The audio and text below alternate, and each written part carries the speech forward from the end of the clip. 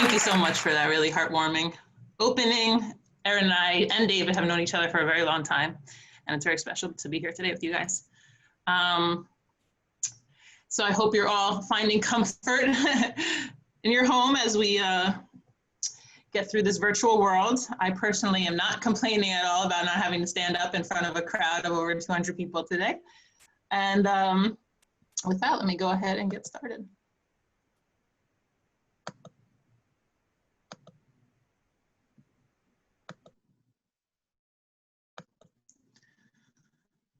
Okay, well, I'll just start by sharing one of my definitely most prominent memories of transportation since I've been in San Diego. I had just moved here nearly 16 years ago. I decided to settle in Golden Hill just based on its proximity of being next to downtown and Balboa Park. I figured it was a great place to live. And I must have just walked down the hill one day into downtown and came upon this trolley that said it was heading to Tijuana. And I figured, all right, let's give it a shot. So in terms of my personal safety, I decided to get on a bike and take the trolley down. And I do personally like mixing transport systems. And as soon as I arrived, they just looped around the city a few times, got a little bit of a lay of the land. And that was really just the beginning of becoming, you know, more informed and ingrained and really wanting to continue to connect with our binational region. I was in my early 20s and I really didn't have too much career direction. While I did have an undergraduate degree in marketing, I was really still seeking some path. And with so much redevelopment and, you know, just understanding that I'm in a really unique region, I decided to look further into urban planning. And I remember seeking out some public meetings and saw one about biking. So I showed up to Sandag one day and it kind of looked like this, you know, people in suits talking about bike lanes. I figured, you know, this is a fun career that I can get behind. So I decided to enroll in extended studies in urban planning. And after 2 semesters, I was hired by the El Cajon Boulevard Business Improvement Association and actually have been there for nearly 14 years.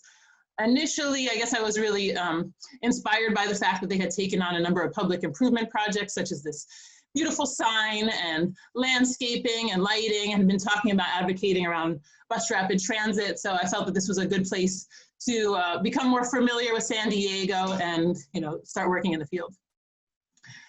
Just early on, actually, just as I started working, California was actually designated historic Highway 80, so I was asked to participate in that type of promotion collaboration. And I love sharing this fun fact that El Cajon Boulevard is the last leg of Highway 80, which is our first transcontinental highway from Georgia all the way to San Diego. So it really showcases how pivotal El Cajon Boulevard is in the overall history and, you know, development of our city. And so during its heyday, the mid-century, it's no wonder that these glamorous businesses were very auto-centric. You know, we had fabulous drive-in theaters such as the Campus Theater, pretty cool looking auto dealerships, drive-ins such as Oscars. A lot of people have wonderful memories of that. Oscars, just as a fun fact, sat at the corner of Euclid and El Cajon Boulevard. And the people who owned Oscars actually started the Jack in the Box company, which is why there's a Jack in the Box today. And it also speaks to sort of the evolution of business. You know, in the drive-ins, you would drive up and be served on a plate, and then became more fast food service. So that's why Jack in the Box is a well-known San Diego company, starting with the Oscars. And then El Cajon Boulevard, like the rest of our nation, was succumb to the build out of interstate freeways, suburbia, malls, and a lot of disinvestment in our urban core. But I will always want to point out that it was during this time, the 70s, 80s, and 90s, that thanks to a major wave of immigration that still continues today, that, you know, starting with post-Vietnam War, and then a lot of refugee settlement from East Africa. These are the types of businesses that line El Cajon Boulevard and help keep the lights on during that time. So I give a lot of credit to them, and certainly it continues to show off the diversity of El Cajon Boulevard today, something that we certainly want to sustain. But one thing that was like really glaring at me from day one is that El Cajon Boulevard is, you know, way too dangerous. I mean, where else is there a street in San Diego that's 6 lanes wide? And that's exactly what allows for high speed of traffic. And it really speaks to its former day as a highway, and that it hasn't really fully transitioned to being more of a center within our urban communities, so that it allows for, you know, speeds of cars to go at like 40, 50 miles an hour, that there's not nearly enough crosswalks. And so when this concept of Vision Zero was introduced to me, it's an international strategy that focuses in on where the most dangerous corridors are based on pedestrian fatalities. And University and El Cajon Boulevard, 2 parallel streets, are known as the most deadly corridors based on pedestrian fatalities.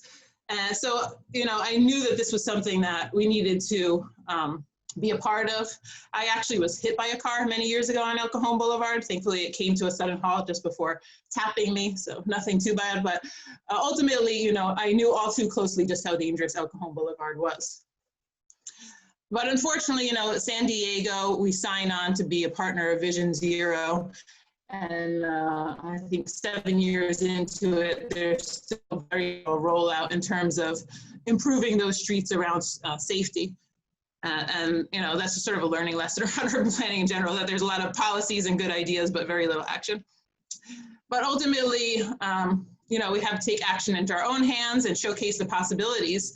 So Bike the Boulevard was born in a way of, you know, bringing community out, having a fun time, and exploring our cityscape on biking.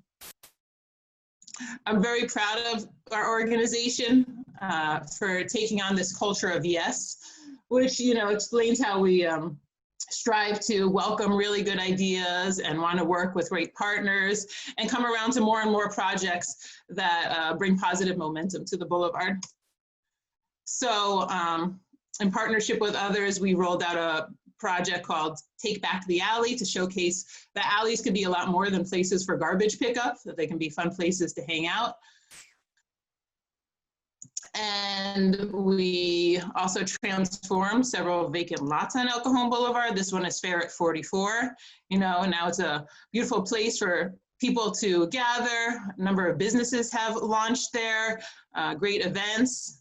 And, you know, it helps bring together communities from both sides of El Cajon Boulevard so that it's more of a bridge versus a divide between our communities.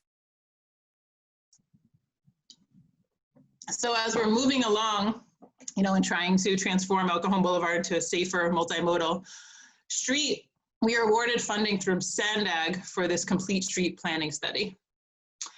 And from the day we were awarded it, got the announcement, to when we kicked off with the consultants was almost like 2 years. So it just really spoke to how slow moving generally these types of projects are. And when the consultants opened up the day at this particular planning meeting, they announced that we would not be able to fit bike lanes onto El Cajon Boulevard because the community does not want to lose parking. I thought that was really short-sighted and a horrible way to open a meeting that was all about outreach and gathering, you know, input.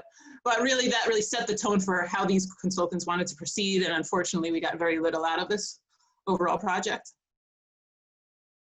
But it was interesting that just as the project had wrapped up, MTS, our transit company, sent a letter to the city and expressed that they were very disappointed by this planning study, the Complete Boulevard, that it didn't take into account the recent investment that was made in bus rapid transit along El Cajon Boulevard, where they helped fund and implement nicer bus stations and nicer buses.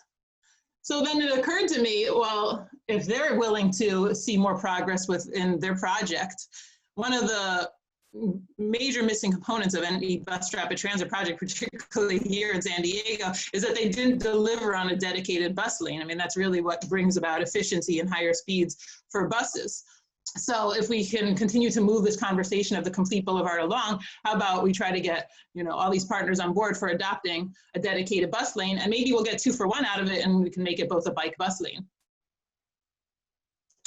So we decided to host a town hall meeting on the subject of mobility. And my boss had, as we were planning it, mentioned, like, let's get a final speaker that's very inspiring, someone who has like ideas from the outside, not just, you know, some internal head of planning. And it wasn't too long after that that I was actually, went to a conference in New Orleans called Walk, Bike, Place. And one of the major themes of the conference was around piloting, introducing ideas to people, not really saying this is what it's going to be, accept it, but through piloting something, you can test the results, share data, and hopefully move towards long-term implementation. And so when I heard this person, so then at this conference, I heard this guy speak about multiple cities that had adopted this strategy of piloting bus lanes, and made a very good case for how cities then, move towards dedicated bus lanes. And I figured, all right, that's the guy who we want to speak. And he did actually come and speak at our town hall. And as we wrapped up the conversation, everybody in the crowd was on board for the pilot. And so there it is. I would say it took like nearly 15 years of planning and implementation to get towards this bus rapid transit project, but in less than a year, we had rolled out the pilot bus lane, which spans Park to Fairmont Avenue, nearly 3 miles, going in both directions. So I'm going to switch gears a little bit. I always share with people that I share my love between the Boulevard, Golden Hill, where I live, and Tijuana. And this picture actually is very meaningful to me. It's my husband and I, and it's actually his first time in our 8-year relationship at the time that he was able to cross the border in Tijuana. We were together here in San Diego for 4 years, and then he went back to Brazil, and we struggled for 4 years to get a fiancé visa. So once he was finally back and he got his green card, I think we went down to Tijuana that day, and that's where the picture is taken. And that speaks to a much larger issue that, through my husband, I became much more aware of, which is that, if you have an undocumented status, your ability to transport yourself and a lot of other factors that hinder your lifestyle are, very much a reality. And it's even sort of more prevalent here at the border region. For so long, my husband didn't want to go south of Barrio Logan because he feared the idea of getting too close to the border. He didn't want to go to LA because of Camp Pendleton. And these are, realities that so many people deal with as it relates to sort of our stymied approach, ability to transport ourselves. I'm sure many of you are familiar with this gruesome line at the border, one that people endure day in and day out. From an urban planning perspective, I noticed that a lot of people in my field, when they talked about the border region, this was what they dwelled on. Trying, I suppose, to create a better circumstance for people who have to cross the border every day. But having endured this many times, I just didn't see that there was any short-term solutions to this, and it wasn't really something that I wanted to wrap my head around. When I did decide to get my graduate studies at SDSU in urban planning, I decided to spend a lot of my research on the border region, how it's evolved over a century, what are some current planning projects, and just exploring what's happening on the ground today. So, to the left, you see the picture of Pasaje Rodriguez, which is a really wonderful place that's been reactivated around 10 years ago, just off of Revolucion in downtown, whereby, a number of young creative entrepreneurs really helped bring this area to life.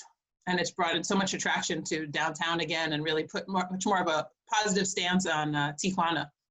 And similarly, we're seeing that in San Diego as well, where neighborhoods are being transformed thanks to so many more, entrepreneurs taking a chance on these urban cores and really linking our neighborhoods. To the top right is Barrio Logan, which is, even through COVID, really hopping every single weekend. And so, yeah, these parallels of great neighborhoods on both sides of the border, that's where I took an interest in, where placemaking comes in as an approach to continuing to connect the border and lift these communities and share the stories and people that exist on both sides of the border as a way of showcasing the border region in a bright light. for a little while, I was working with a group of people who wanted to claim it as Barrios Hermanos. And while that hasn't taken off, I do believe, by showcasing the barrios on both sides of the border, that's really already happening. But kind of one pivotal conversation that spoke to how, we're sort of taking a better stance around the border region is that I had a conversation with this woman who works for the tourist agency in San Diego about Barrios Hermanos. And she's like, this is a really great path for us to move forward on right now. They actually had just gotten word from the state tourism agency that, and this was probably like 3 or 4 years ago, that San Diego can now start touting Tijuana. And before that, they were told not to, So ultimately, this really means so much that we can now really speak to San Diego and Tijuana as one great region and not have to sort of turn back to it. I was also invited to be part of a planning group with ULI, Urban Land Institute. It was their first planning study that actually existed on two different countries, because it looked at like a half-mile radius on both sides of the border into Tijuana and downtown San Ysidro. And one of sort of the glaring themes that I got from this, in terms of how we can improve upon this border area, is that, it really is treated as like the back door to our nation. I mean, why is it that our most heavily crossed border across the world, has chain link fences and sort of abandoned public spaces as you traverse through it, and that we really need to come around to it being more like a front door to our nation. I would relate that to when immigrants arrived in Ellis Island and would see the Statue of Liberty, like that type of joy is really lacking here. And so, in analyzing how we can come around to short-term opportunities, we recognize that the walkability leaves a lot to be desired. So to the left is Plaza de Tijuana, which you would stumble upon immediately as you're walking through the border into downtown Tijuana, and it's desolate. There's a lot of vacant businesses. Then you cross over, some of the smelly Tijuana River. It's about a 20-minute walk that really, doesn't feel that in San Ysidro. A lot of, you see thousands of cars driving, thousands of people are walking across the border every single day as well. And a lot of them are coming from Mexico just to do some shopping in San Ysidro for goods that are cheaper here than they are in Mexico, such as, I've heard, eggs, milk, electronics. And they're carrying these really heavy bags. And the walking conditions along San Ysidro Boulevard, the sidewalk's very narrow. There's no place to sit down. It's not shaded. There's not nearly enough crosswalks. So in analyzing these conditions, we really came around to like walkability being at the forefront of how we should go ahead and, be improving this micro area around the border. And that's one thing I kind of took as an urban planner, is that maybe early on I was part of, this mindset that we could put bike lanes everywhere, make everything a bike city. But by taking a closer look at sort of where investment already lies and how people are maneuvering their city, I recognize that the opportunity was there on El Cajon Boulevard for the bus lane. And here at the border, walkability, I think, is the priority. But that overall, by making these investments in mobility, that all users will come around to feeling safer and more welcomed. And I think that we can get there very quickly if we were just to adopt these types of tactical transit strategies in the way of paint. I think if Times Square can make it happen, we should be able to do it too. And paint could help narrow crosswalks, make them safer to cross, and it really expresses the values and culture of our communities. But unfortunately, in San Diego, our engineers look to this as a safety hazard versus something that actually improves upon the safety of our community. So hopefully, with new leadership underway, we'll come around to introducing these concepts. And then, COVID hits, and a lot of my work related to transit-oriented development is not a priority. And certainly, helping to spare our business members of the detriments of COVID were number one. As well, with the activated lots that we had created, we still wanted them to remain a resource to the community. So we figured, all right, how can we make that happen? So we tested out this concept of a fruit swap, just knowing that there are so many people that grow fruit throughout San Diego in their backyards, that they can donate it and we can give it to people in need. So every Wednesday now for at least 6 months has been our fruit swap. We now have a pantry day on Tuesdays. Every month we have, we're giving away baby essentials in the way of diapers and formula. And so it's great to still be there for the community during this time.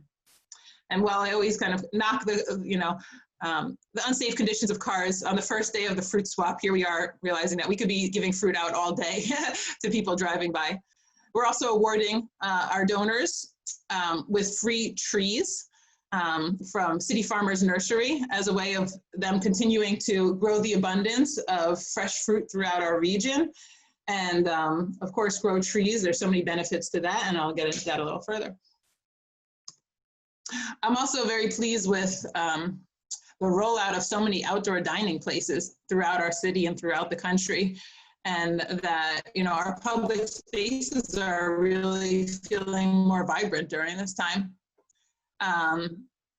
We went from a city of maybe like 3 or 4 parklets, those are those seating areas that take over outdoor parking spaces, to probably hundreds of them now. As well, one thing that's really transformed during this time on El Cajon Boulevard is that the Vietnamese community, our little Saigon district, has adopted to the outdoor seating. And this one particular restaurant, Nui, just down the block from Till 2, they reached out to me and said that they wanted to get a permit for an outdoor barbecue, that they were planning on extending their hours, and they wanted to serve, somewhat of a new menu of Vietnamese street food from 6 to 10. And as soon as we helped get their permits in place, it just started popping, that the Vietnamese community really took a liking to this. I think they're seeing like some of the same customers come 3 or 4 times a week. And that it really resonates because, their home country of Vietnam is so much about the street food culture. And here it is on El Cajon Boulevard. For so long, we had struggled with, trying to get the businesses to stay open later because so many of them close at like 7 or 8 o'clock. And it just has that sort of unsafe condition. But now with this rollout of outdoor seating, I think, one business is taking a liking from the other, and more people are helping to transform this cultural district. And you might have seen this picture of me on Instagram holding bread and wondering what's that all about. I, just share a little story. Well, I've been making bread for a very long time, but now that I'm working from home, and early in COVID, just feeling that how valuable food as a resource is, and, this interest in bartering got me to making it more frequently. And then I figured, why not start a little business on the side? Now that I'm home, I have a little bit more time to work on other things. And so that's how that was born. And I've been, just a sort of a side hustle, making bread once a week. And it's been really fun. And, overall, while I know a lot of people are struggling with this idea of needing to stay at home, especially with, distant learning and all that stuff, it's also, certainly from a transportation perspective, become clear that there are a lot of benefits to working from home, that we're not worrying about our commute and spending money on gas and our time and, polluting our environment through our commute. And it reminds me of, one of my friends who some time ago started a food business. She didn't want to be a vendor. She didn't want to serve in a commercial kitchen. She needed to make it work so that she could be home with her young kids at the time. And, it kind of speaks to this idea that before COVID, I work amongst this collaborative that was very much about bringing the informal economy, people working from their homes, into a more formal setting like a storefront or a vendor in a farmer's market. And while I do believe that there's, room for everybody, I think now is the time where it shows that the home-based business really is a benefit to the community at large, that we should, that it's a benefit to all feel connected to what our local resources are, and that opportunity to sort of see every community as its own ecosystem. So it's no wonder that this group, Good Neighbor Garden and so many others, have grown their CSA business probably like 500% during this time. that people are realizing the value of their locally grown food. And down to the left, locally, what's local fish. And that these businesses are continuing to thrive during this time. On a personal note, it was just last year that my husband and I visited Ojai and saw some ad about checking out some olive farm. And so we, got a more insightful tour and learned that they are producing extremely high quality olive oil because, olive trees grow very well throughout our binational region. That's no wonder there actually are a lot of producers that make olive oil. And so it's like, why am I buying olive oil that's shipped overseas from Europe when I could be supporting local farmers right here with such an exceptional, ingredient such as olive oil?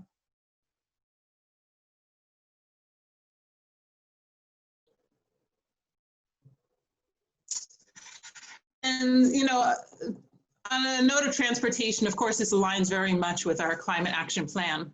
I think that's a major case for why we want to move into a direction where people aren't so reliant on cars and, that they're more apt to take transit and walk and remain local. But transportation only speaks to sort of actually, I think, one of three prongs of our city's climate action plan. And another one of them, which I more recently learned about, was that our city wants to see that there's 30% tree canopy coverage throughout. And then in digging more into this plan, I recognize that there's actually no strategy in place, which kind of resonates with a lot of things I've been saying, on what the rollout of this, 30% tree canopy coverage would look like. So it came to me that, we could align with the legacy of Kate Sessions, someone I hope you guys all know. She's considered the mother of Balboa Park. And as Balboa Park was being developed, she actually struck a deal where she would plant 100 trees a year in exchange for a nursery. And so she really is to credit for all the amazing around Balboa Park. So that if we build on her legacy, and I would like to see every community in San Diego plant 100 trees a year, and that over time we would really see some scale in numbers. And of course, trees have so many other benefits along with that: walkability, beautifying our city. So on there, if you guys would like to learn more about this Kate Sessions commitment, you can check out the website katesessionstrees.org, or feel free to get in touch. If you want to try a loaf of my olive bread, or get more involved in the boulevard, or talk shop and trade tips about Tijuana, let's stay in touch. Thank you very much. Thank you so much, Beryl, for the awesome talk. And what we're going to do now, for those of us still on the call, is open it up for some questions. And so if you have a question, easiest way to get that over to Beryl is to either raise your hand in the participants menu and or throw your question in the group chat. Another easy way for us to see your question and answer said question. So either way, if you go ahead and do that now, we can get your questions answered.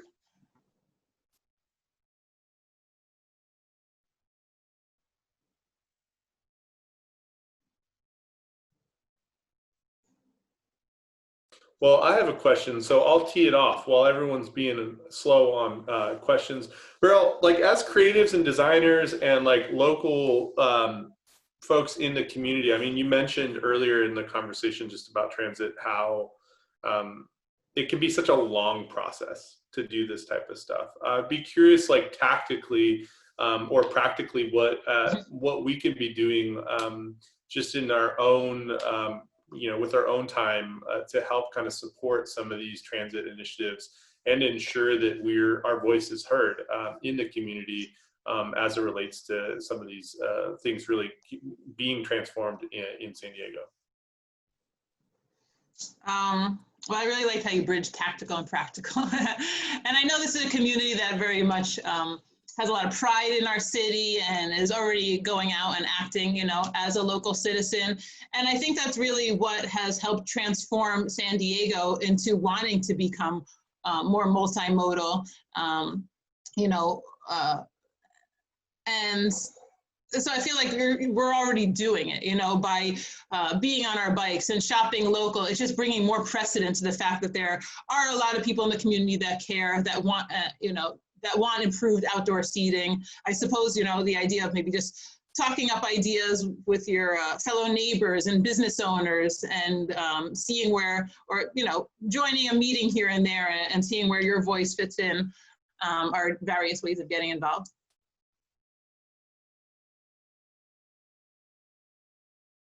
Looks like we have a couple questions in the chat. Can you talk about bikes on, Laurel said, can you talk about bikes on 30th Street? There's a recent movement to close part of that street to cars, question marks. Well, you know, North Park is definitely a very bike-friendly neighborhood, so I'm all in favor of seeing that it becomes you know, a safer place with a great bike lane up and down 30th Street.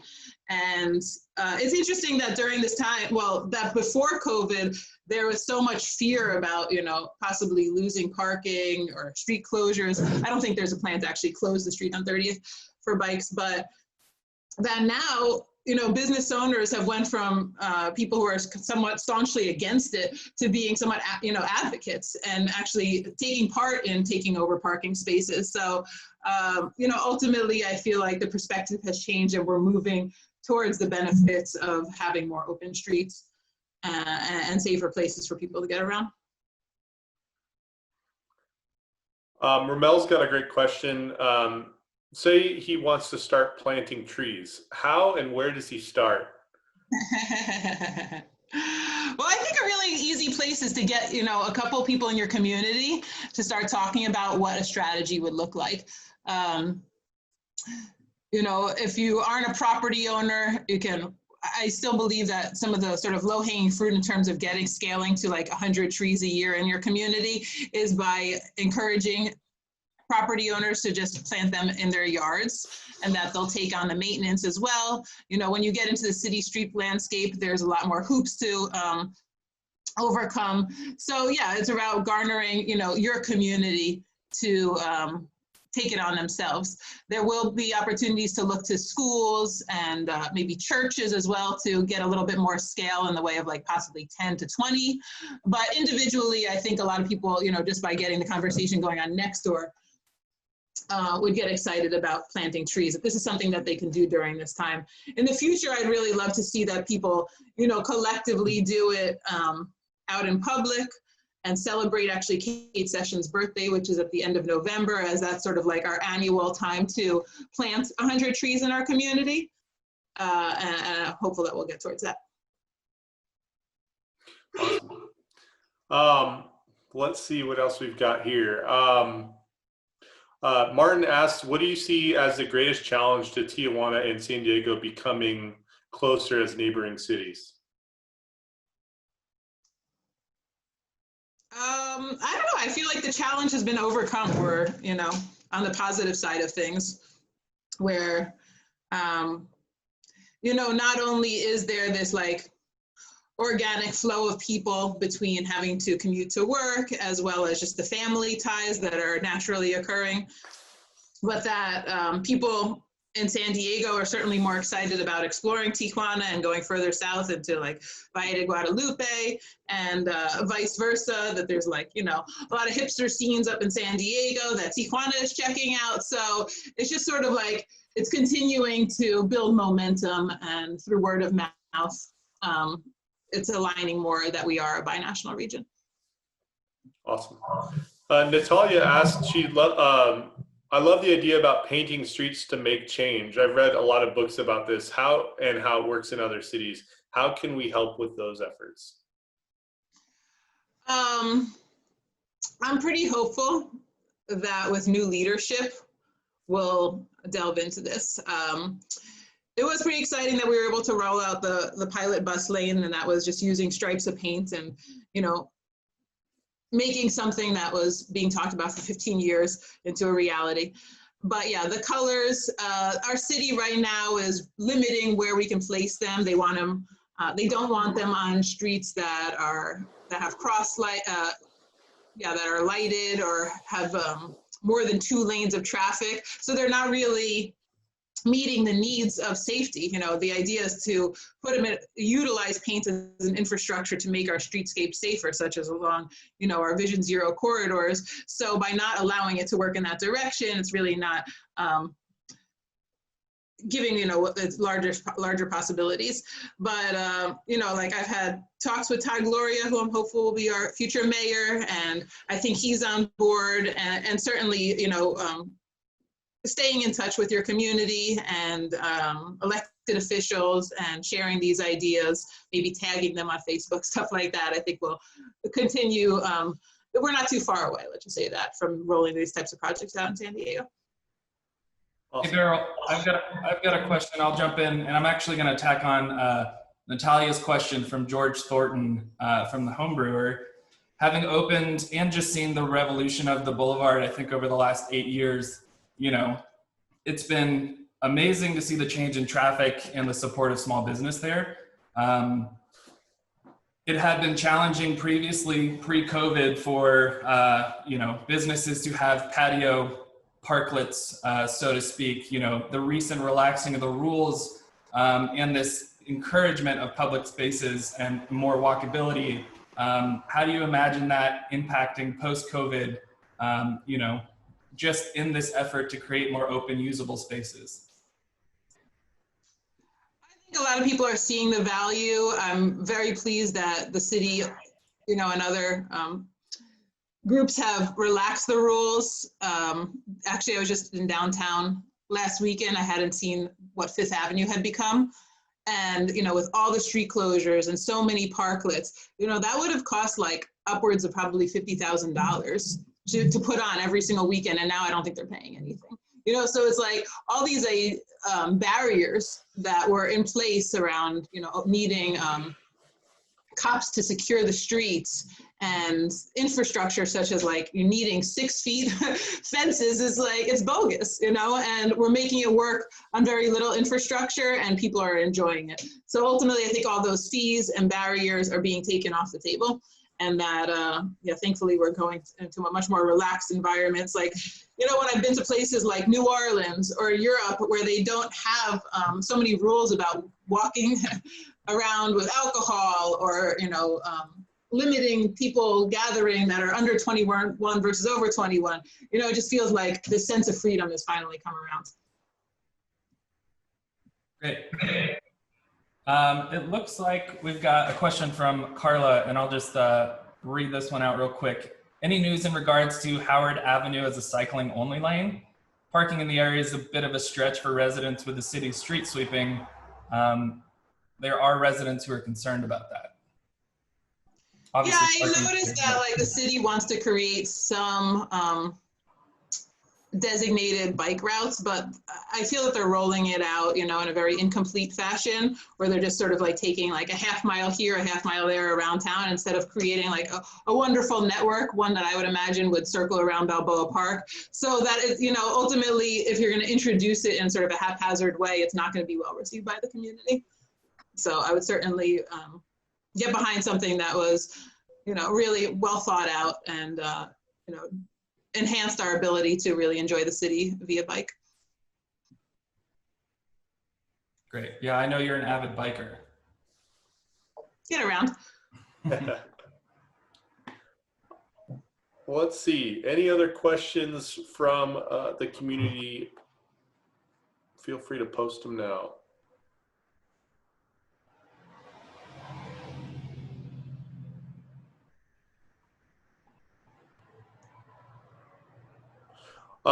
What is Stephania? What is the best way to get people excited about walking?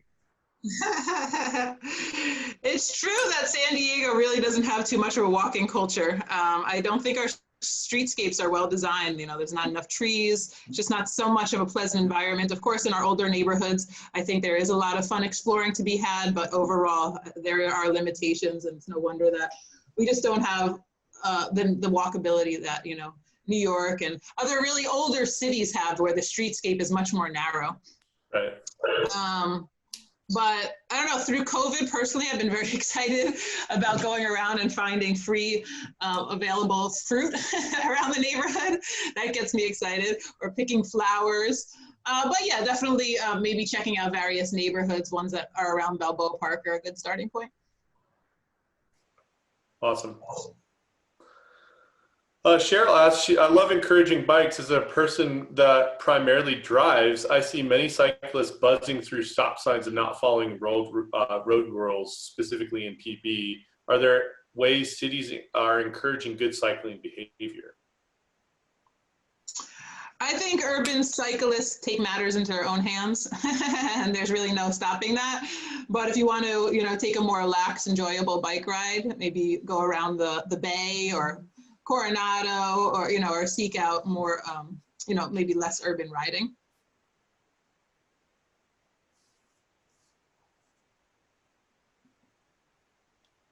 Are there, and here's a question from John. Is there any plan, do you know of any plans to improve or expand bus routes in San Diego? Yeah, I mean, our hope is that this is, you know, this pilot will lead to something that's permanent, and that actually this bus rapid transit line goes from downtown all the way to SDSU. So this is all, you know, the 3 miles is probably 1/4 of the route. And the idea, you know, with MTS and the city at hand, is that eventually we'll span the entire route. And then that will, you know, continue to set precedent for other opportunities where there is good ridership, and we want to build on that momentum. I do believe that there's going to be a lot more rollouts of pilots leading to permanent routes. We're seeing a lot more on the freeways right now, you know, and those are helpful, but I think more investment in the urban core, where there's already, you know, good ridership, and it could also align towards benefiting the safety, maybe bikeability of the streetscape as well. Cool. I think maybe time for one last question, Beryl. In your opinion, is there a currently unoccupied space or prime real estate where, you know, your dream project would be in North Park, downtown, anywhere in San Diego? My dream project? What do you mean? In terms of, you know, occupying either unused or underutilized space for public use. Well, I mentioned Kate Sessions. That's one thing that I really see, I really would like to bring to life over the coming decade. I would really like to see a roundabout at El Cajon Boulevard and Park for the purpose of safety and just figuring out how all those streets come together in a better manner. I think there's a lot of opportunity in our parks, you know, more or less. We have beautiful Balboa Park, but a lot of these mixed use parks, I'm sorry, what do they call them? It's sort of like when they're owned by the school and the city at once. You know, they're just like fences and grass. There's just so much more that could be occurring there. So I think the activation of these parks could be so much. I actually am on the board of the North Park Rec for the purpose of doing just that, because I think that park in North Park could be so much more. And right now, actually, because the soccer fields at the water tower were closed, you know, I think that's a very unfortunate circumstance for a lot of people who are part of that soccer community, that the possibility of moving those soccer fields to the north end of the park and possibly closing down Howard to make that happen could be really awesome. And yeah, in terms of the painted crosswalks, are the next step as we envision rolling out this improved infrastructure and sort of more artistic cultural alignment to the communities, is that at, you know, every stop along El Cajon Boulevard, there would be a series of painted crosswalks that resonate with the culture of that area, so that as you come upon these different stops and communities along the route, that you're enticed to get out, explore, you know, and enjoy the environment. I would love to see Plaza de Tijuana converted into a much, a beautiful place. I think it actually does have good bones. There's probably like 100 vacancies for businesses. That could be like a really great welcoming statement in Tijuana. Awesome. Beryl, I just had one last question. Speak to me. Can you hear me okay? Yep. Great. So I just had a question for, where would you direct residents to go to voice our support for more walkability options, more biking options, and other things that you mentioned, like painting of the sidewalks and stuff? I guess like calling your council members is the easy answer. I do believe that, posting on social media and tagging people can go viral if you were kind of continue to be adamant about that. Getting involved with an organization, maybe just showing up and seeing how that evolves into, a project idea that you want to carry out. I think just baby steps, really. It's like, oh, let me start talking to this person about that. Oh, they say, why don't you get to know that person? Things evolve until where maybe you've taken on a pet project. And, it's kind of where things began for me in San Diego, is that, the work with the Boulevard really resonated. And 14 years later, I just feel like so much more connected because I've stayed there to continue to do the good work and, see how projects evolve and, bridge new partnerships. I think, just one thing after the next. Awesome. Thank you so much for your talk, Beryl. It was such a treat to have you. Thank you again. My pleasure. Thank you for inviting me. Well, we are at time again on another Zoom Creative Mornings virtual event, and we're so thankful for the opportunity to do this, and Beryl, for you being here this morning. I did want to mention one thing that I said earlier. You can still mail in your ballot up until Election Day in California, so apologies for misspeaking there. I'm in a state where you can't. At the moment, so I've been hearing that too much. But anyways, so again, all that to say, make sure you get out and vote, and appreciate everybody for doing that. And thank you all for being here this morning and for being part of our community. And with that, we wish you a wonderful weekend, happy Halloween, and we will see you again next month.